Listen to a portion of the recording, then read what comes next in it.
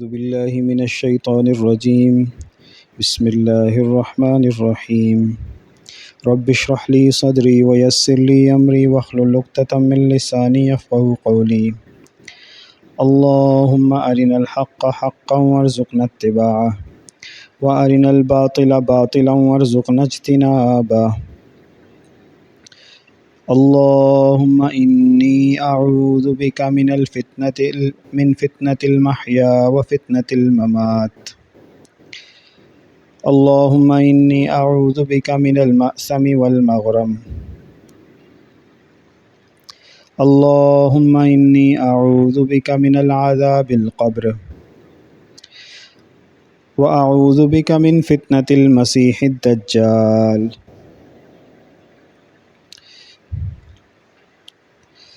ربنا إننا سمعنا مناديا ينادي للإيمان أن آمنوا بربكم فآمنا.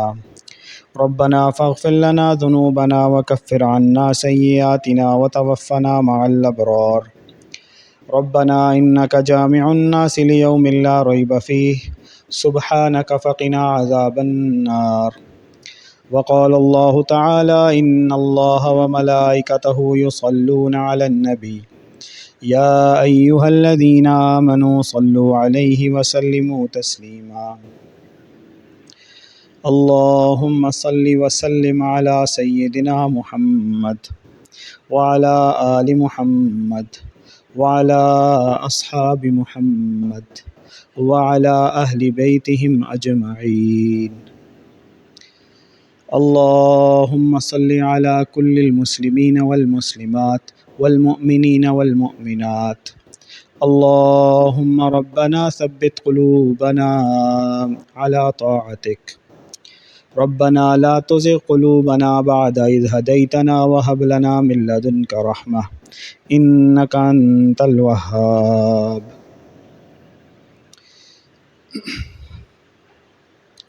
ایک وقت تھا کہ رسول اللہ صلی اللہ علیہ وسلم صحابہ کو جب فتنہ دجال کے بارے میں بتاتے تھے، ڈراتے تھے، تو ان کے لیے بڑی حیران کن چیز تھی، اور ان کو معلوم تھا کہ ایک بہت خوفناک قسم کا فتنہ آئے گا۔ لیکن آج کے دور میں ہم سب فتنہ دجال کے بارے میں سن چکے ہیں، جان چکے ہیں، لیکن ہمارے دلوں سے اس فتنے کا خوف اور اس فتنے سے بچنے کی اہمیت کافی حد تک محو ہو چکی ہے۔ رسول اللہ صلی اللہ علیہ وسلم نے فرمایا کہ مجھ سے پہلے تمام انبیاء نے اپنی قوموں کو، اپنی امتوں کو فتنہ دجال سے ڈرایا، اور حضرت نوح علیہ السلام نے بھی اپنی قوم کو فتنہ دجال سے ڈرایا، اور میں بھی تمہیں فتنہ دجال کے فتنے سے ڈراتا ہوں۔ اور اے لوگو، رسول اللہ صلی اللہ علیہ وسلم کے بعد خلفائے راشدین المہدیین نے رسول اللہ کا دین قائم رکھا۔ اس کے بعد قیامت سے پہلے خلافت علی منہاج النبوہ، جس کا وعدہ رسول اللہ صلی اللہ علیہ وسلم نے کیا تھا، اس کا ماڈل اللہ نے یہاں پہ قائم کروا دیا ہے، شروع کروا دیا ہے، اس کا آغاز ہو گیا ہے۔ تو اے لوگو، میں بھی تمہیں فتنہ دجال سے ڈراتا ہوں، اور اس کے بارے میں جو کچھ میں جانتا ہوں وہ تمہیں بتائے دیتا ہوں کہ دجال انتہائی شاطر اور اللہ کی طرف سے بہت بہت بہت ڈھیل دیا گیا ہوگا۔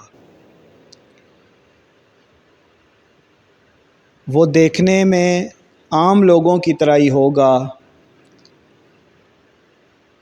لیکن اس کے پاس کچھ ایسے منتر، کچھ ایسی شیطانی طاقتیں ہوں گی کہ وہ جو بھی دعویٰ کرے گا اس کا شبدہ دکھا سکے گا،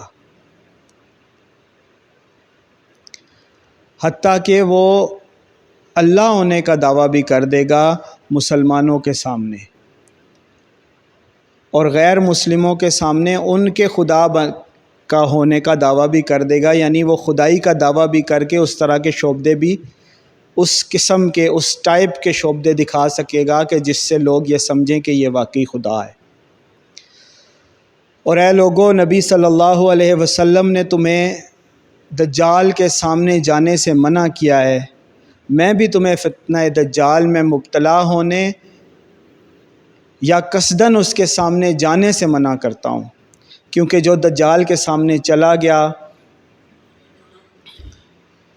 اس کا دجال کے فتنے سے محفوظ رہنا تقریباً ناممکن ہے، سوائے اس کے کہ اللہ تعالیٰ کسی کو محفوظ رکھ لے، اور وہ وہی ہوگا جس کو محفوظ رکھا جائے گا کہ جس کو یا تو اللہ تعالیٰ کی طرف سے حکم دیا جائے گا اس کے سامنے جانے کا، یا اللہ تعالیٰ کی طرف سے اجازت دی جائے گی اس کے سامنے جانے کی۔ اور دو لوگ ایسے ہوں گے کہ جن کو اللہ تعالیٰ دجال کے سامنے جانے کی اجازت یا حکم دے گا۔ ایک ہوں گے امام المہدی علیہ الرحمہ علیہ السلام، کہ جو مسلمانوں کی طرف سے جنگ کی قیادت کریں گے اور دجال کے مقابل سپہ سالار ہوں گے، خلیفۃ اللہ فی الارض ہوں گے، اور دجال کے ساتھ جنگ کریں گے، مسلمان ان کے ساتھ مل کر دجال کا مقابلہ کریں گے۔ اور دوسرا ایک شخص ہوگا جس کو جب دجال کے سامنے پیش کیا جائے گا تو اس کے ساتھ اللہ کی خاص مدد ہوگی۔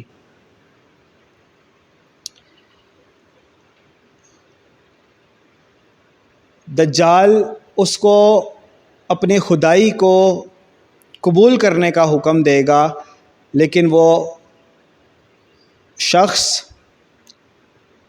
جو نوجوان ہوگا غالباً،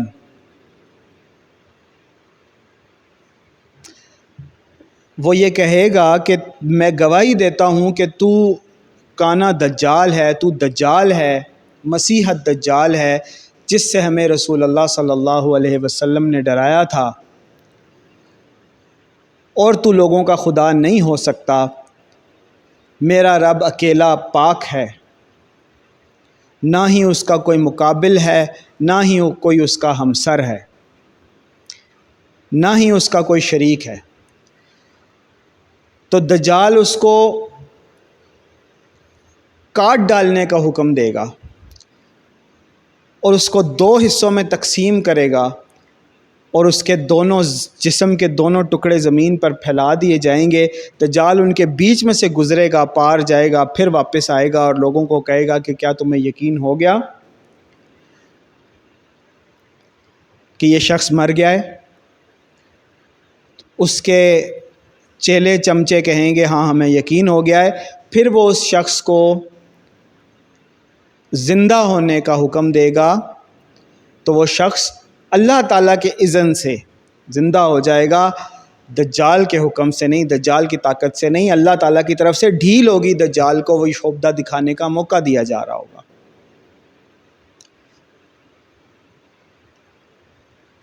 جب وہ شخص زندہ ہو جائے گا تو پھر دجال اس کو کہے گا کہ اب تو مجھے خدا مان، کیونکہ میں نے مار بھی لیا اور زندہ بھی کر لیا، میں نے موت بھی دے دی، زندگی بھی دے دی۔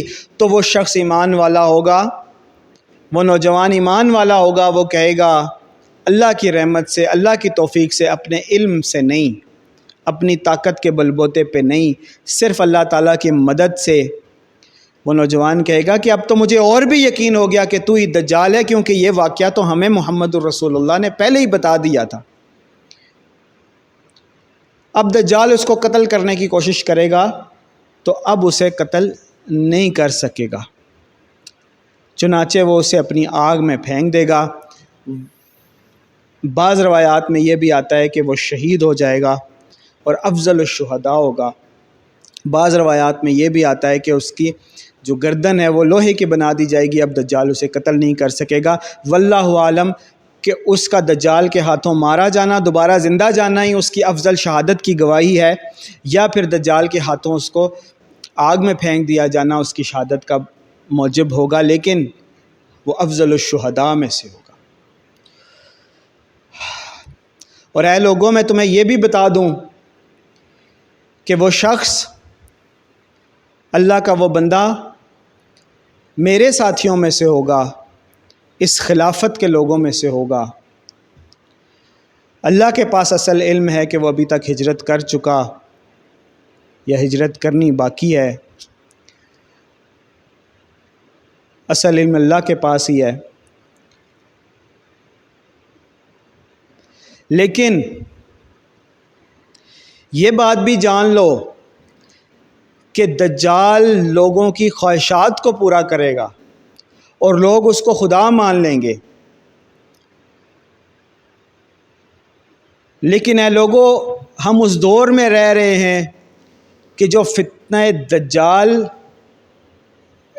دجال کہ خود بطور شخص اس زمین پر آ کر خدائی دعویٰ کرنے سے پہلے ایک دور کا نام ہے جو دور بذات خود ایک دجالی دور ہے، کہ جیسے رسول اللہ صلی اللہ علیہ وسلم نے فرمایا کہ دجال 40 دن تک زمین پر رہے گا۔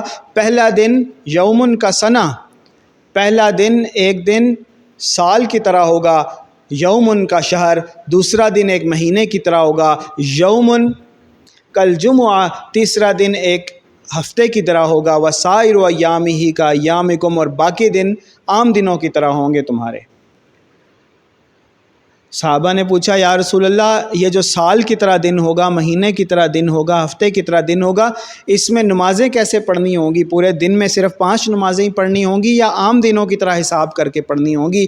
رسول اللہ نے فرمایا کہ عام دنوں کی طرح حساب کر کے پڑھنی ہوں گی، یہ نہیں کہ سال میں صرف 5 ہی نمازیں پڑھیں۔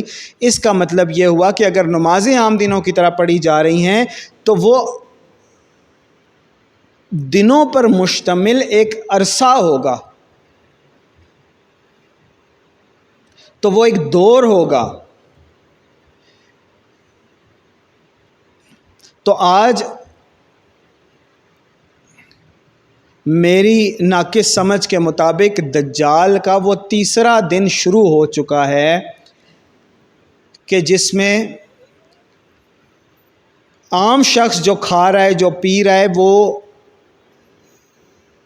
آرٹیفیشل انٹیلیجنس کے ذریعے، ٹیکنالوجی کے ذریعے ایک خاص سسٹم کے حوالے کیا جا رہا ہے اور ایک سسٹم کو فیڈ کیا جا رہا ہے۔ خیر، آج کے دور میں اگر کوئی شخص یہ سمجھتا ہے کہ وہ دجال سے بچ جائے گا یا بچنا چاہتا ہے تو وہ سب سے پہلے یہ دیکھے کہ آج کے دور میں اس نے اپنے ایمان کو بچانے کی کتنی کوشش کی ہے۔ کہیں ایسا تو نہیں ہے کہ ایک گاڑی لینے کے لیے اس نے اپنے آپ کو سودی قرضے میں ڈال دیا، انسٹالمنٹس کے سسٹم میں ڈال دیا، تو دجال آئے یا نہ آئے، خدائی کا دعویٰ کرے یا نہ کرے، ایک خوبصورت چمکتی گاڑی نے اس کا ایمان خرید لیا، وہ ایمان بیچ چکا، اس نے سود کے اندر خود کو مبتلا کر لیا۔ فَأَذَنُوا بِحَرْبٍ مِّنَ اللَّهِ وَرَسُولِهِ، وہ تو اللہ اور اس کے رسول سے جنگ شروع کر دی اس نے۔ دجال کا فتنہ کیا ہوگا؟ وہ کہے گا میرے اوپر ایمان لاؤ۔ اگر دجال کو مان لے گا انسان تو وہ دنیاوی اس کو آسائشیں دینے کی کوشش کرے گا، لیکن دراصل وہ شخص جہنمی ہوگا، دراصل وہ شخص جو دجال کو مان لے گا وہ آگ میں ہوگا۔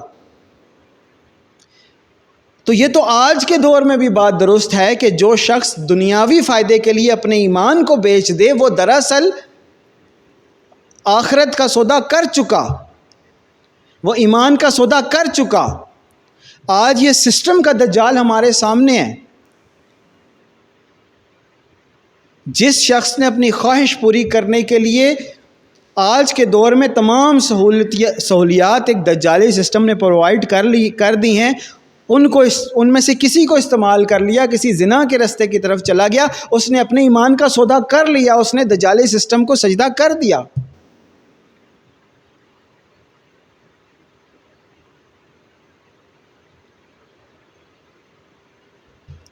تو بہت کم لوگ ہوں گے کہ جن کو اللہ تعالیٰ دجال سے محفوظ رکھے گا، اور وہ لوگ ایسے نہیں ہوں گے کہ وہ دجال کو فیس بھی کریں اور محفوظ بھی رہیں۔ صرف 2 لوگ ایسے ہوں گے کہ جو دجال کو فیس بھی کریں گے اللہ کے حکم سے اور محفوظ بھی رہیں گے۔ باقی کتنے قسم کے لوگ ہوں گے؟ باقی 3 قسم کے لوگ ہوں گے۔ ایک وہ لوگ ہوں گے جو دجال کو فیس کریں گے تو دجال کے ساتھ مل جائیں گے، وہ دجال کی فوج ہوگی، دجال کی فورس ہوگی کہ جو دجال کے ساتھ مل کر مسلمانوں کے ساتھ جنگ کریں گے۔ یہ تمام کے تمام وہ لوگ ہوں گے جن کی اللہ تعالیٰ توبہ بھی قبول نہیں کرے گا۔ اگر وہ بعد میں ایمان بھی لے آئیں تو اللہ تعالیٰ ان کی توبہ بھی قبول نہیں کرے گا۔ ان کو دنیا میں یاجوج ماجوج کے فتنے سے ختم کر دیا جائے گا اور آخرت میں ان کا ٹھکانہ جہنم ہوگا۔ پہلے قسم کے وہ لوگ ہو گئے، پہلے قسم کے وہ لوگ ہو گئے جن کو جو فیس کریں گے لیکن اللہ تعالیٰ محفوظ رکھے گا۔ دوسرے قسم کے وہ لوگ ہوں گے، پہلے قسم کے کتنے لوگ ہیں؟ صرف 2 لوگ ہیں، ایک امام مہدی اور ایک وہ شخص جس کو دجال کاٹے گا اور وہ پھر زندہ کیا جائے گا۔ دوسرے قسم کے وہ لوگ ہوں گے جو دجال کے ساتھ مل جائیں گے، جن کی اللہ توبہ بھی قبول نہیں کرے گا، دنیا میں یاجوج ماجوج کے فتنے سے ختم کر دیے جائیں گے یا مسلمانوں کی ہتھیاروں سے ختم کر دیے جائیں گے، اور آخرت میں ان کا ٹھکانہ جہنم ہوگا۔ تیسرے قسم کے لوگ وہ ہوں گے کہ جو امام مہدی کا ساتھ دیں گے اور دجال کے خلاف جنگ کریں گے اور شہید کر دیے جائیں گے، یعنی کفار دجال اور دجال کے ساتھی ان کو قتل کر دیں گے، وہ شہید ہو جائیں گے۔ اللہ تعالیٰ انشاءاللہ ان کی شہادت قبول فرمائے گا، وہ بھی فتنہ دجال سے محفوظ رہیں گے کیونکہ انہوں نے دجال کے ساتھ لڑتے ہوئے اللہ کے راستے میں جان دے دی۔ جو شہید ہو گئے وہ محفوظ کر دیے جائیں گے۔ کتنی قسمیں ہو گئیں؟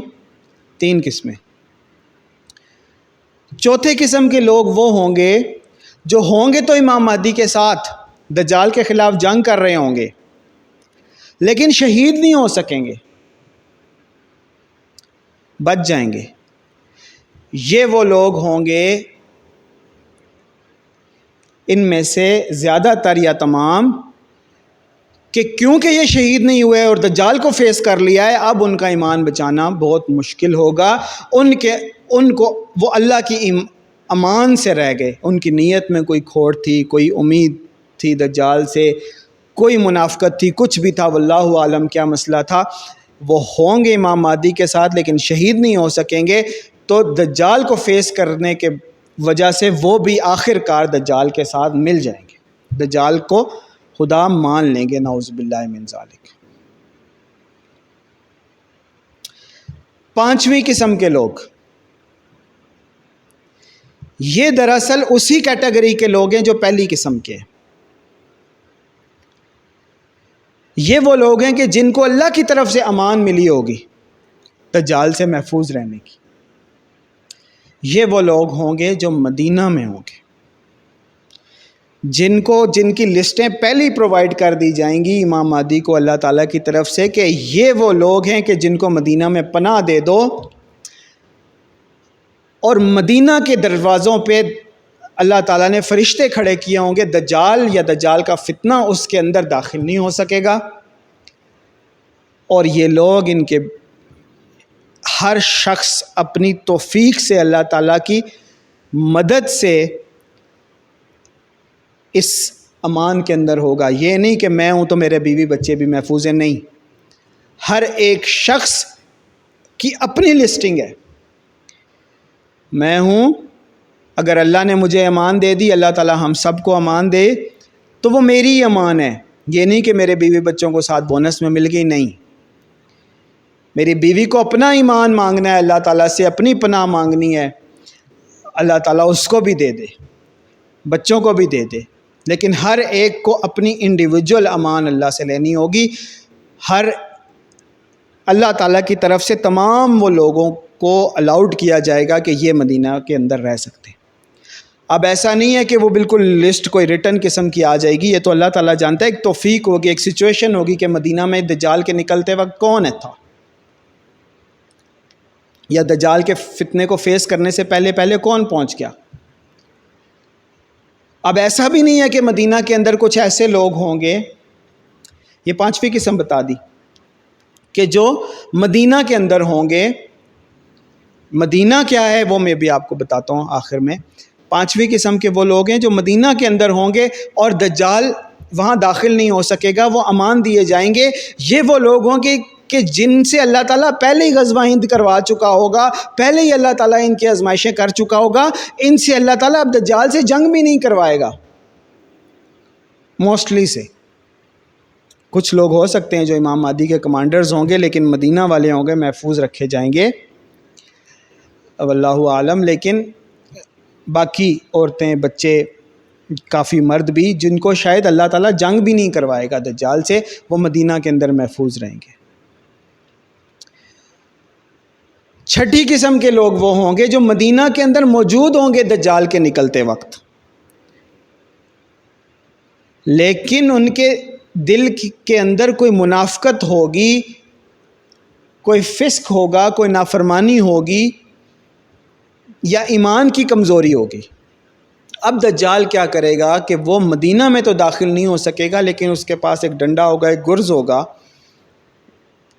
وہ مدینہ کے باہر زور زور سے مارے گا، 3 مرتبہ مارے گا کہ زلزلہ آئے گا، مدینہ کے اندر بھی زلزلہ آئے گا، تو جس کا ایمان کمزور ہوگا وہ مدینہ سے بھاگ نکلے گا اور دجال کے ساتھ آ کر مل جائے گا، اس کی پناہ میں آ جائے گا، اس کا ساتھ دے دے گا، اس کو اللہ کی پناہ پر یقین نہیں ہوگا، کمزوری ہوگی۔ تو یہ چھٹی قسم کے لوگ جو مدینہ میں ہوں گے لیکن پھر بھی امان نہیں دیے جائیں گے، وہ مدینہ سے نکال باہر پھینک دیے جائیں گے۔ یہ 6 قسم کے لوگ ہوں گے۔ اللہ تعالی ہم سب کو پہلی یا پھر 5ویں قسم میں سے رکھے۔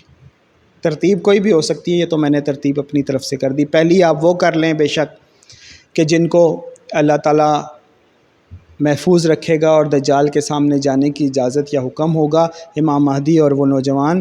دوسری آپ یہ کر لیں کہ جو مدینہ کے اندر امان دیے جائیں گے۔ تیسری وہ کر لیں کہ جو دجال کے ساتھ جنگ کریں گے امام مہدی کے ساتھ مل کر اور شہید ہو جائیں گے۔ چوتھی وہ کر لیں کہ جو، یہ تو 3 تو سارے محفوظ والے ہو گئے، چوتھی وہ ہو گئی کہ جو دجال کے ساتھ مل کر مسلمانوں کے خلاف جنگ کریں گے۔ 5ویں وہ ہو گئی کہ جو دجال کے ساتھ دجال کے خلاف جنگ کریں گے امام مہدی کے ساتھ مل کر، لیکن نہ شہید ہوں گے اور نہ ہی مدینہ میں ہوں گے، تو وہ لوگ بھی فائنلی دجال کے ساتھ مل جائیں گے۔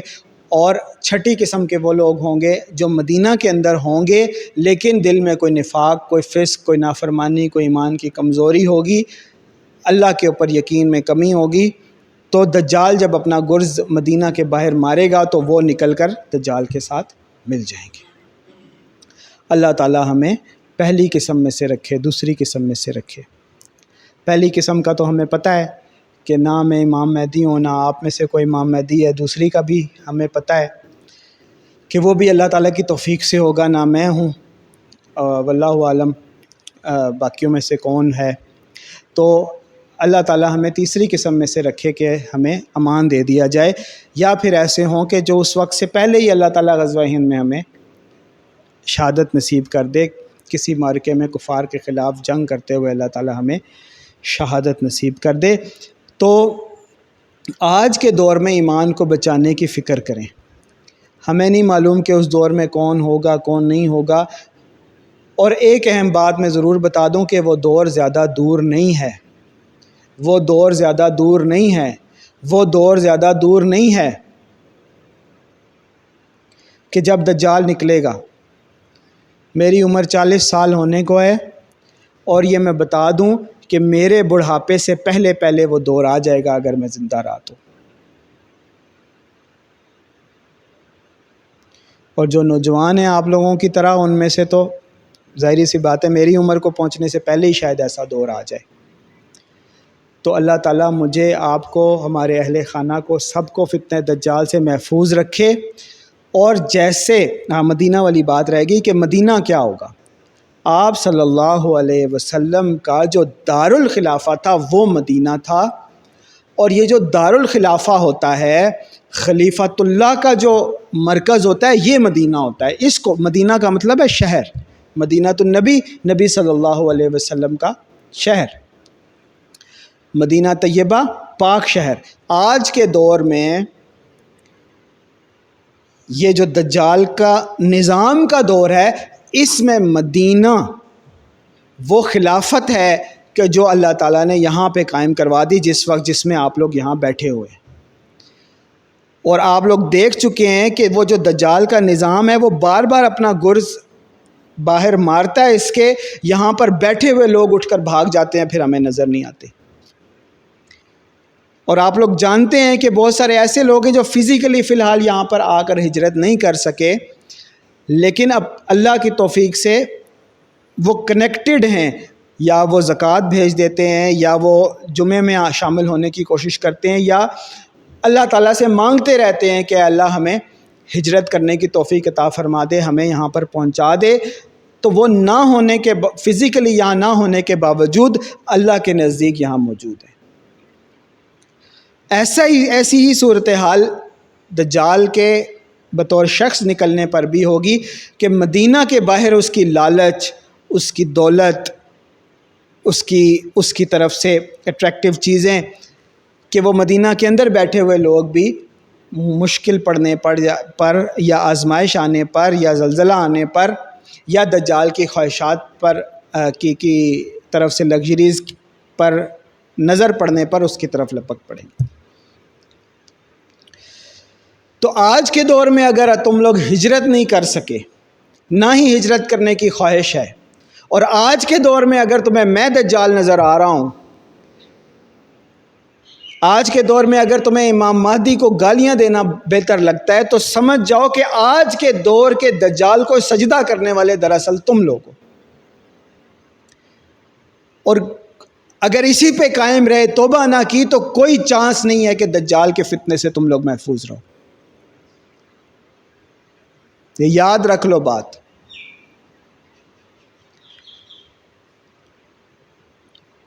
آج کے دور میں دجال کے فتنے سے بچنے کے لیے ضروری ہے کہ یہاں پر ہجرت کر کے آ جاؤ۔ نہیں کر سکتے تو اللہ تعالیٰ سے مدد مانگو کہ اللہ تعالیٰ تمہیں ہجرت کروائے۔ پھر بھی ابھی صورت نہیں بن رہی تو کم از کم رابطے میں آ جاؤ۔ اگر پھر بھی نہیں آ رہے تو پھر سمجھ جاؤ کہ دجال کے فتنے میں آج بھی مبتلا ہو، اور اگر توبہ نہیں کرو گے اور بعد میں بھی توفیق نہ ملی تو بعد میں بھی دجال کے فتنے سے بچنا پھر ممکن نہیں رہے گا۔ اور رسول اللہ صلی اللہ علیہ وسلم کو صحابہ نے یہ دعائیں کرتے ہوئے سنا کہ رسول اللہ صلی اللہ علیہ وسلم نماز میں بھی یہ دعا کیا کرتے تھے، اور یہ حدیث حضرت ام المومنین ہماری امی جان عائشہ صدیقہ رضی اللہ تعالی عنہا سے مروی ہے کہ وہ فرماتی ہیں کہ رسول اللہ صلی اللہ علیہ وسلم نماز میں یہ دعا کیا کرتے تھے، اللہم انی اعوذ بک من عذاب القبر، اے اللہ میں عذاب قبر سے تیری پناہ چاہتا ہوں، واعوذ بک من فتنۃ المسیح الدجال، اور جھوٹے مسیح یعنی مسیح الدجال سے تیری پناہ چاہتا ہوں، واعوذ بک من فتنۃ المحیا، اور میں زندگی کے فتنے سے تیری پناہ چاہتا ہوں، واعوذ بک من الفتنۃ المحیا و فتنۃ الممات، اور زندگی اور موت کے یعنی زندگی اور موت کے ہر قسم کے فتنے سے تیری پناہ چاہتا ہوں۔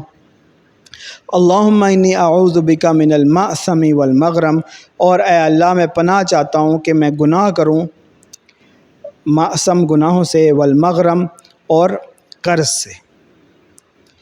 یہ دعا آپ صلی اللہ علیہ وسلم، اور بھی ان سے ملتے جلتے الفاظ کی دعائیں ہیں، جو آپ صلی اللہ علیہ وسلم مانگا کرتے تھے اور صحابہ کو بھی سکھایا کرتے تھے۔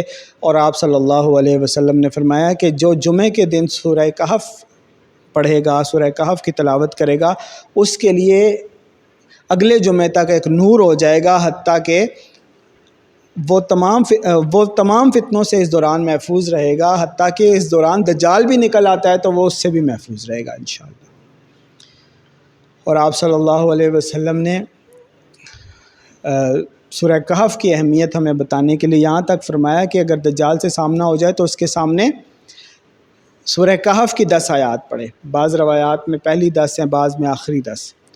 تو سورۃ الکہف کی پہلی 10 اور آخری 10 آیات ہم سب کو یاد ہونی چاہیے، روزانہ کے معمول میں ہماری ہونی چاہیے کہ ہم پڑھتے رہیں، اور جمعے والے دن سورۃ الکہف پڑھنے کی کا اہتمام کر لیں۔ اور یہ بات یاد رکھیں،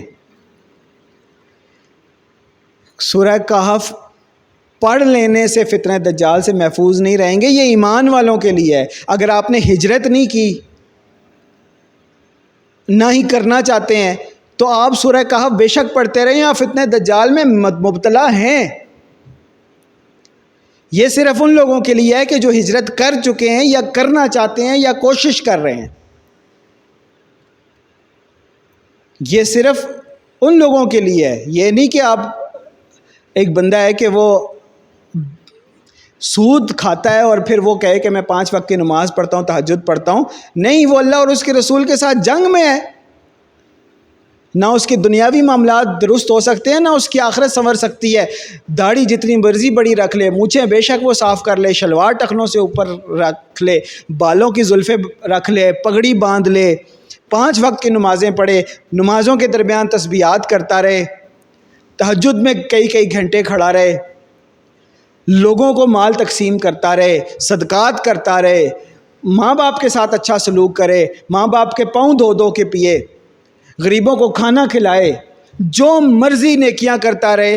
لیکن اگر وہ لوگوں کو قرض دیتا ہے اور سود لیتا ہے تو وہ جو مرضی معاملات کرتا رہے، اس کے تمام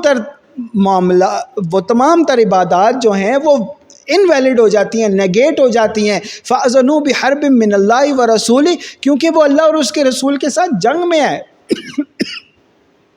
یہی معاملہ یہاں پہ بھی ہے کہ ہم نے ان تسبیحات کو نعوذ باللہ ثم نعوذ باللہ کو منتر سمجھ لیا ہے کہ بس یہ پڑھنے سے یا یہ کوئی کام کرنے سے ہم بچ جائیں گے۔ نہیں، اس کے ساتھ ایمان کی ریکوائرمنٹ اٹیچ ہے،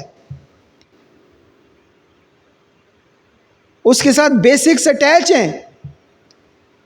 اور بہت کامن مثال ہے، بار بار دیتا ہوں، کہ کتا پانی میں گر گیا، کنویں میں گر گیا، اور آپ کہیں کہ 70 ڈول 72 ڈول جو بھی اس کا فارمولہ ہوتا ہے وہ نکالیں تو پانی پاک ہو جائے گا۔ وہی پہلے کتا نکالو گے تو اس کے بعد پاک ہوگا نا۔ کتا اندر ہی پڑا رہے، آپ ڈول نکالتے رہیں تو پانی تو پاک نہیں ہوگا، نہ ہی پانی صاف ہوگا، نہ پینے کے قابل ہوگا، نہ سونگھنے کے قابل ہوگا۔ تو یہی معاملہ یہاں پر بھی ہے کہ جو گندگی اور غلاظت ہمارے اندر آ چکی ہے اللہ تعالیٰ کی نافرمانی کی، جب تک اس کو ختم نہیں کریں گے، اور اس سے پہلے جب تک ایمان پہ نہیں آئیں گے، ہجرت نہیں کریں گے، تب تک یہ کوئی بھی فارمولہ آپ کے اوپر اپلیکیبل نہیں ہے۔ نہ سورہ کہف ہر جمعے کو پڑھنے سے آپ فتنہ دجال سے محفوظ رہیں گے، نہ سورہ کہف کی پہلی آخری 10 آیات یاد کرنے سے آپ فتنہ دجال سے محفوظ رہیں گے، نہ آپ یہ والی دعا پڑھنے سے اللہم انی اعوذ بک من الفتنۃ المسیح الدجال، یہ پڑھنے سے آپ دجال سے محفوظ رہیں گے۔ سب سے پہلے ایمان لانا ضروری ہے، ہجرت کرنا ضروری ہے، اس کے بعد ہیں یہ ساری چیزیں۔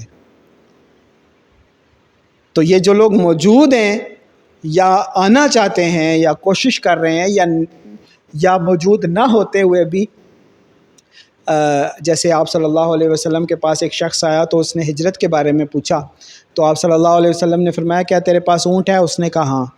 تو آپ صلی اللہ علیہ وسلم نے پوچھا کیا تو اس کی زکوٰۃ دیتا ہے؟ تو اس نے کہا ہاں۔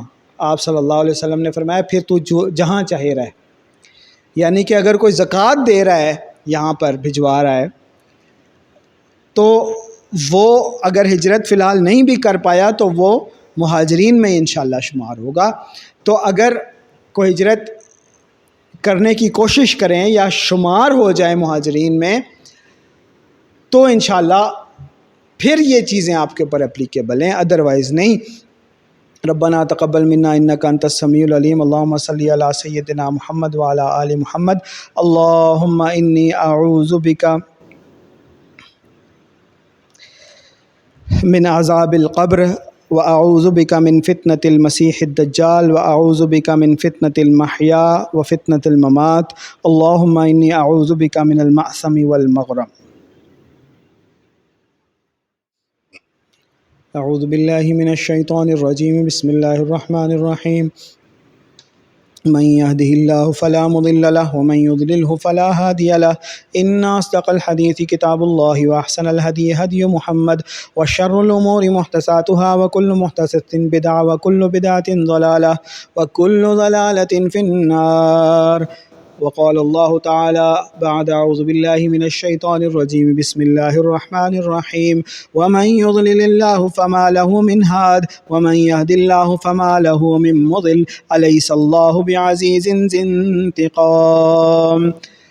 وقال الله تعالى الحمد لله وسلام على عباده الذين اصطفى، الحمد لله الذي لم يتخذ ولدا ولم يكن له شريك في الملك، الحمد لله الذي له ما في السماوات وما في الأرض وله الحمد في الآخرة وهو الحكيم الخبير، الحمد لله الذي خلق السماوات والأرض وجعل الظلمات والنور ثم الذين كفروا بربهم يعدلون، الحمد لله الذي هدانا لهذا وما كنا لنهتدي لولا أن هدانا الله، لقد جاءت رسل ربنا بالحق، والصلاة والسلام على سيدنا محمد۔